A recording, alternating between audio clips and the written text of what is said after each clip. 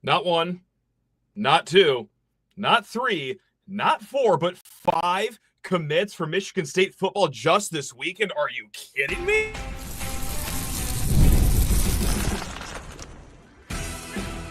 You are Locked On Spartans, your daily podcast on the Michigan State Spartans, part of the Locked On Podcast Network, your team every day. Today's episode of Locked On Spartans is brought to you by Gametime. Download the Gametime app, create an account, and use code LOCKEDONCollege for $20 off your first purchase. Spartan friends, Spartan family, Locked On Spartans listeners, hope you all had a fantastic weekend. And shout out to all the fathers out there. Happy Father's Day weekend. A little belated, but hey, shout out to my dad, big Michigan State fan.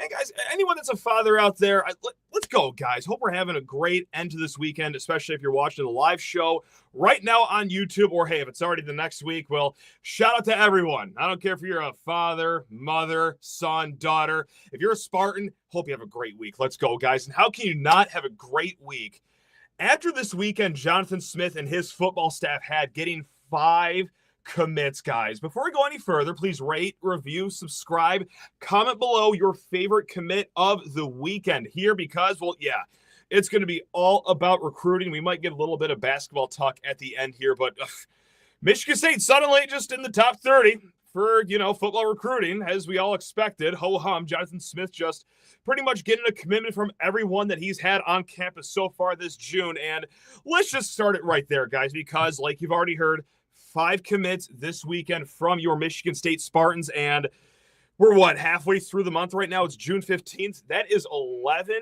commits this June in just this month alone.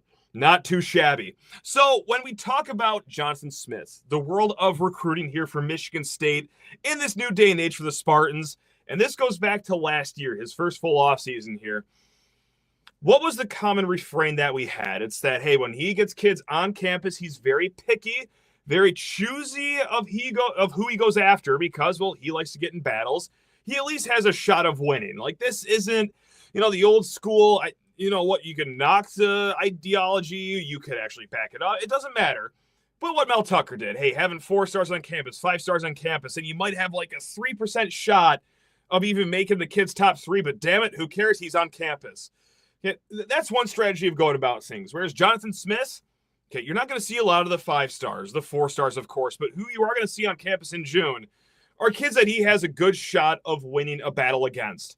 So let's rewind 2 weeks ago, the first weekend of June, when a lot of guys take their official visits, and there were 10 visitors on campus. Guys, right now, from that list of 10 official visitors that first weekend of June, Jonathan Smith now has 8 of those guys committed to this class. Eddie Whiting, who's already part of this class. Siale, okay, he just committed. We're going to get to him later. Corey House, Braden Thomas, Collin Campbell, Braylon Hodge, KJ DeRiso. Like, not too shabby. So let's start it off right now. Let's just talk about this weekend of great commits for your Michigan State Spartans because the headliner of this one, it comes from a position that doesn't have a lot of pizzazz. This is one of the positions that aren't really thought of a lot when you think of household names. But guys, if you're a Michigan State Spartan football fan, you know how important offensive line play is now at this point if you've watched the last few years. And this is why 4-star Collin Campbell headlines this whole weekend, committing to the green and white on Friday. And this is a big splash for your Michigan State Spartans. He's a top 400 kid, according to the 24/7 Sports Composite. Rivals has him ranked very high, of course. Now, the composite, and if you're not familiar with the composite, this takes, the On3 rankings, the Rivals, ESPN, 24/7 Sports, and it boils it all down into one ranking. He's the number 33 offensive tackle in the country, hailing out of Arizona, guys. 6'7", 280 pounds, 6'10" wingspan. If you wanted to make a left tackle in a lab, it would look a lot like Collin Campbell. Now, this was, of course, a tough commitment to get because he's a 4-star offensive tackle, and that's a very important position. So, yes, he did visit Michigan State first weekend of June, and then he gets a little closer to home. He visits Utah right after that.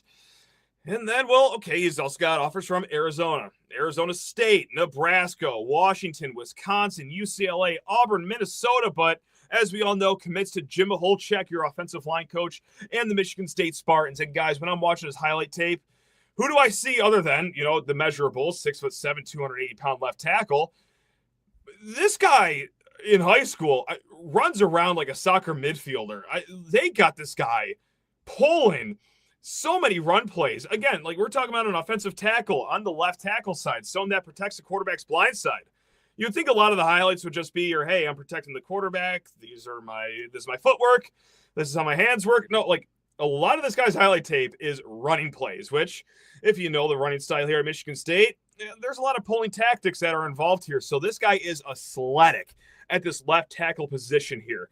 And I got to say, in a lot of these plays where it is just a bang, bang, 3 yards in a cloud of dust play that are on these highlight films, he's the guy amongst anyone, offense or defense, that's hitting the hardest on the field. When he pulls, he's looking for blood out there. So, man, this is the kind of kid that you want on your offensive line, part of your 2026 class, and he wants to be part of Michigan State for a few reasons. Of course, the relationship with the staff. He likes the direction this program is going, but he told On3 that he was, kind of appreciative that Michigan State and East Lansing is a college-driven town. He even gave a shout-out, and this isn't a joke, guys. He really did this, to the green and white McDonald's, the double-decker McDonald's right there on Grand River, continues to be here for Spartan fans' time of need. It wasn't just there for all the students there at 2 a.m. that are just looking for any reason to stay alive at that point of your heavy drinking nights. But no, it's also there to land us 4-star offensive lineman. A tear can come from my eye right now.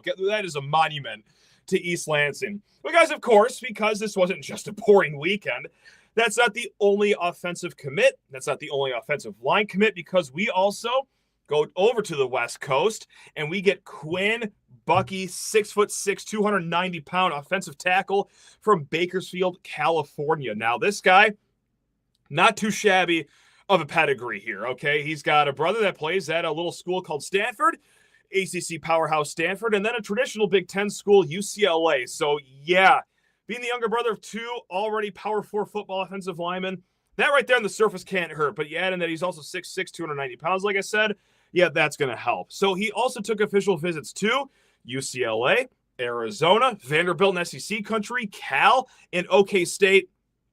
But of course, just like Collin Campbell, he likes Jim Maholchek, he likes the offense, and he commits to your 2026 Michigan State football class. So guys, right now, this is what we're looking at for the offensive line class. You already have Eli Bickle, very early commit to this class, 6'6", 270 pounds from North Branch. I suspect, even though he plays tackle right now in high school, this could be a kid that moves to the inside of this offensive line, right? And look, if you just want me to throw a dart on the board right now, see if it sticks, I would imagine Quinn Buckey, let's say in a few years here, he'll be playing your right tackle position, and Collin Campbell, for everything we've said, the athleticism, the experience at left tackle, his measurables, the reason that he's a 4-star, blah, blah, blah, blah, blah, he'll probably be your left tackle right here.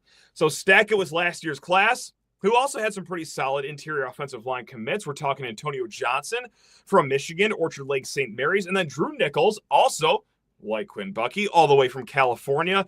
And then Justin Bell, who's like, 8'9", 400 pounds. Like, he's just a behemoth of a prospect from Macomb, Dakota.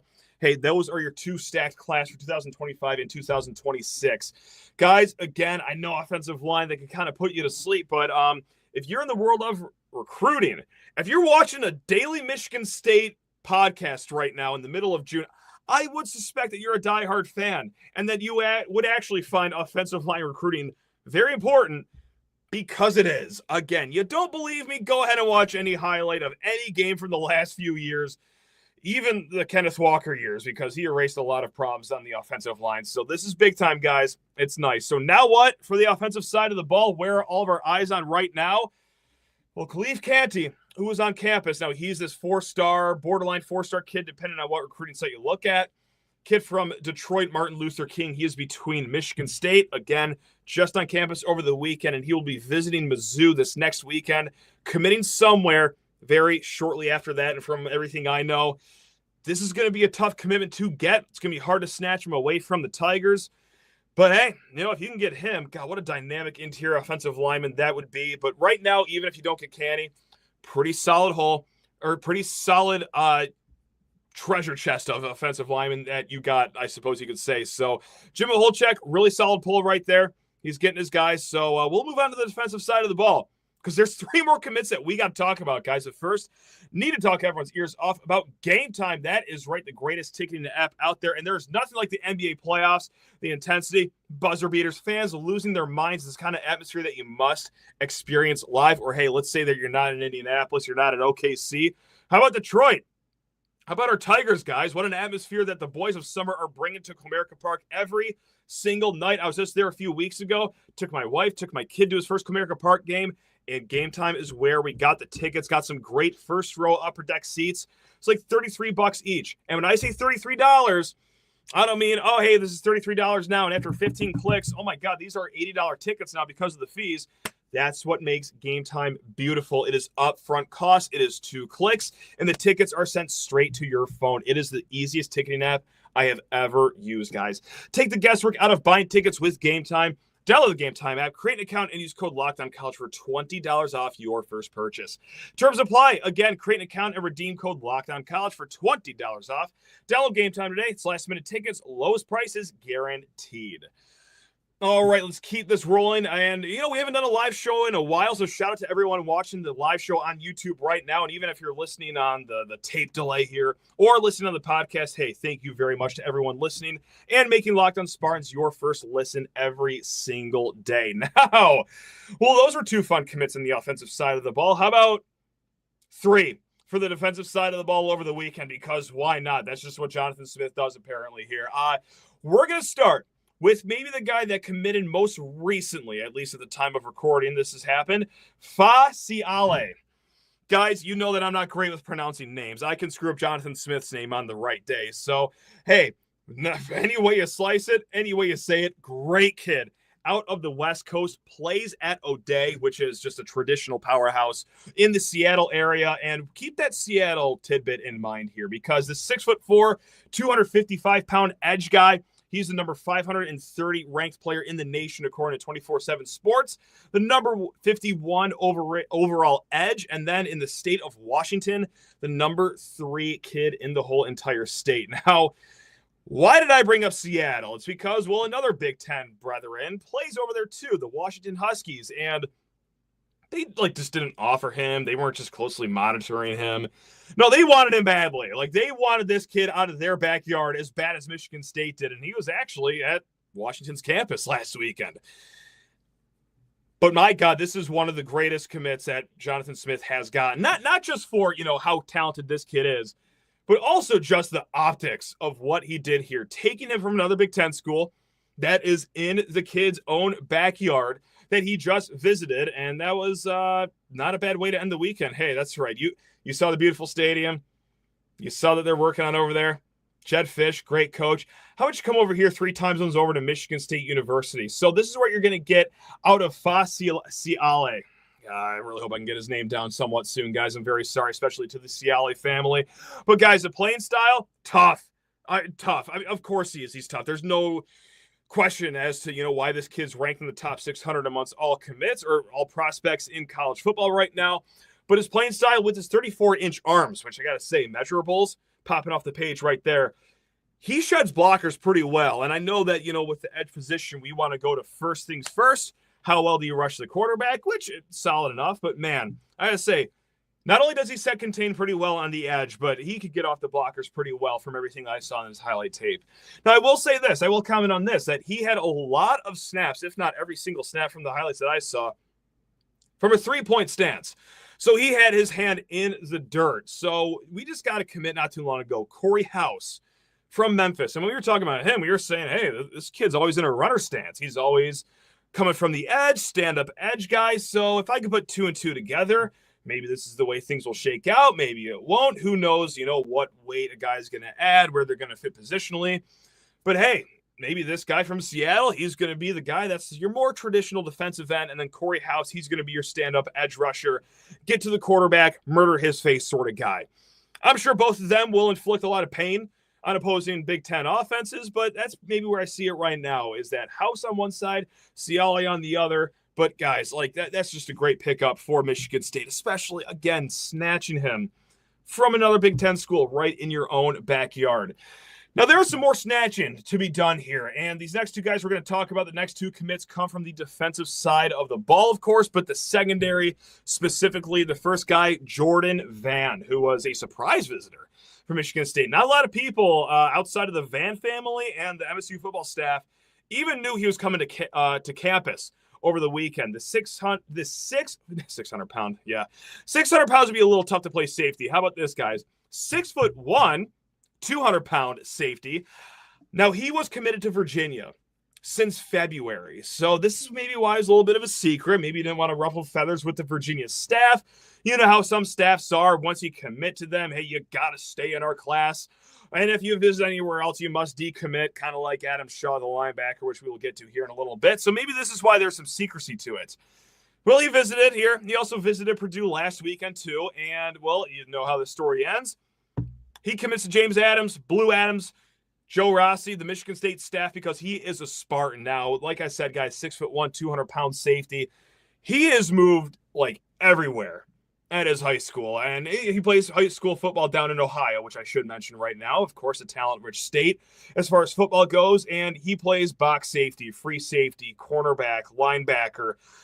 I'm sure he helps with parking before the games, too. Like, this kid does it all on the defensive side of the ball. Now, where he projects here when he comes to college, I mean, he's already pretty close to being ready physically. 6'1", 200 pounds. Sure, just like every high school kid, he could probably save to add 10 more pounds of muscle, 15 pounds if you really want to juice him up. But I think he's going to be more of this box safety. Or dare I say, you can move him into the nickel role. I mean, again, this kid is very fluid when it comes to the defensive side of the ball, which this is what Michigan State and Joe Rossi have been targeting a lot, not just when it comes to recruiting, but also transfer portal pickups. You think of all those spring ball pickups, guys, right? Like Tracy Revels, for example, okay? Like, these are guys that could be moved as pawns around the entire defense from corner to inside to free safety, but that's kind of where I see things landing right now with Jordan Vann, more of a box safety. And but by golly gee willikers, his tape shows that in spades, that he loves to hit. He is not afraid of being a missile, just ready to detonate whoever gets the ball here. And he's also got the frame to actually absorb those hits too. Like, I love the player who's no longer with us, of course, Chuck Brantley. He's down in Miami right now, going to play for the Hurricanes. But, you know, outside of that great interception he has, a true freshman, like, that's one thing I always respected about Brantley's game, is that he was willing to just try to blow people up. But his frame was never really there. This is why he was always hurt. Whereas, and I'm not going to promise you that Jordan Vann's going to be healthy all 4 years here, but that's the kind of build that can absorb hits. Now, on top of that, guys, who I'm seeing a very instinctual player. Like, he always seems to be 2 steps ahead of where the offense even is in high school. Of course, there's going to be a little bit of a change from high school to college, but you can see why, even outside the top 1,000 right now, as far as recruiting rankings go, he's just outside the top 50 for kids in the state of Ohio. You can see why this staff liked him. You can see why Virginia had his commitment. You can see why another Big Ten school in Purdue was after him, and you can see why he's going to be a Michigan State Spartan now. Now, the last commit that we're going to talk about right now, guys. Now, this is going to be a last name that you may hear as familiar because it's TJ Umenyiora, 6'2", 185-pound cornerback, 3-star kid out of Atlanta. Now, he is the son of O.C. Umenyiora, 2-time Super Bowl champ, 2-time Pro Bowler. And, guys, if you played Madden 07 or Madden 05, and if you're like me, you made some damage done with Mr. O.C. Umenyiora, especially when he was on the Giants. My goodness gracious. You pair him opposite side of Michael Strahan. Woo! Hello. That's going to be a tough night for anyone on Madden. But, yeah, guys, hey, his kid, not too shabby. Now, just like the last guy we talked about, Jordan Vann, ranked outside the top 1,000, which I know you might roll your eyes and say, why are we getting excited about this? Like, I thought we were after high 3 stars and 4 stars. What's going on here? He was a priority for other programs. This is one of these commitments. This is one of these recruitments where the ranking might not necessarily meet the eye here, because what we're big on here on Locked On Spartans is, hey, who are other programs going against? Or, you know what, like, hey, who are you battling for the commitment with? In this case, hey, Auburn wanted him badly. Like, he was on campus for Auburn. War Eagle, SEC country, Hugh Freeze, in a desperation year, trying to get any commit that he possibly can to his program. And he's done a nice job at that. Don't get it twisted. But, man, it's hard to recruit against Hugh Freeze sometimes, unless you're Jonathan Smith. He gets a commitment from Umenyiora, and also Northwestern was in the mix here. Mississippi State got an official visit from this kid earlier, and according to Spartans Illustrated, which, by the way, fantastic work over there. Spartans Illustrated, go subscribe to those beautiful folks. They did a great profile piece, right? They said that, hey, this kid, TJ Umenyiora, he highlighted Blue Adams as to a reason why he came here. Now, we're going to shine his shoes here in a little bit, but he also, was hosted by Aiden West. Now, this is a kid that committed last year. He picked Michigan State over Ohio State, which was a great win for Blue Adams in the secondary. So let's go ahead. Let's, what do the kids call it? No, I can't say that. Let's give respect. There we go, family show. Almost forgot that for a second here. It's been a long day, excuse me. But let's give some respect, some dap, some credit to James Adams and Blue Adams, the secondary and the safeties coaches here, guys, because my goodness, between Umenyiora getting his commitment from Auburn, you want to go back to last year, Aiden West, Terrence Edwards from West Virginia, they got him to flip. Let's just look at this defensive back room right now for James Adams and Blue Adams. Safety, Elijah Caldwell-Hardy. Okay, I'll admit, not really the toughest commitment. The only other official visit that he had was Florida Atlantic.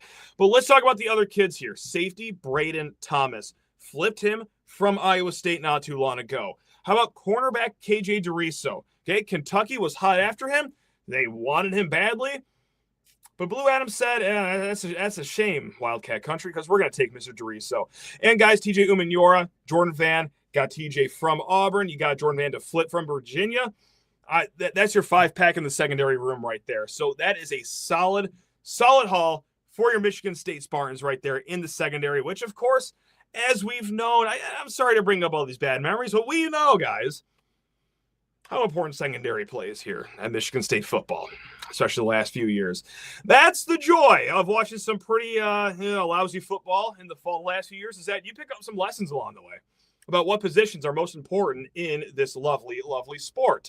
So, class, let's take a look at this class as a whole, actually, because we got 15 commits, and with that, I didn't think I'd say this. I got to be honest. And things will change. Like, I'm not going to throw the parade on Grand River yet. We're not going to shoot confetti cannons just yet.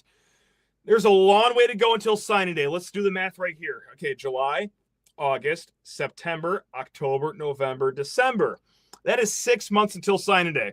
A lot of moving parts can happen and will happen. But right now, in this moment, on this beautiful Father's Day weekend, Michigan State, according to Rivals, they are the 24th overall class, and on 24/7 Sports, the 25th overall class. Now, both of those sites have Michigan State 9th in the Big Ten, so squarely in the middle. I don't know why I'm doing the keep chopping hands, but just ignore that. So, look, guys, you want to take a look at this as the glass half full, and after this weekend, how could you not be at least a little positive? The glass half full right now, even though a lot of moving parts will happen, is that, okay, this staff is closing with their guys at a high commit rate during official visit season, which was a theme last year.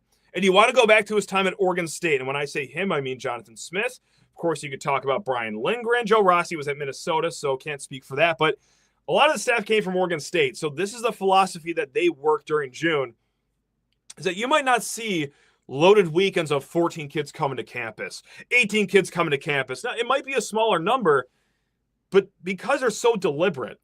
Now, unfortunately, it's going to, be a waiting area right now, I guess we'll call it, to see if this works, to see if the strategy works. But right now, in the moment, this is what it is. They have these kids on campus, just like the first weekend. 10 kids show up to campus, 8 of them commit.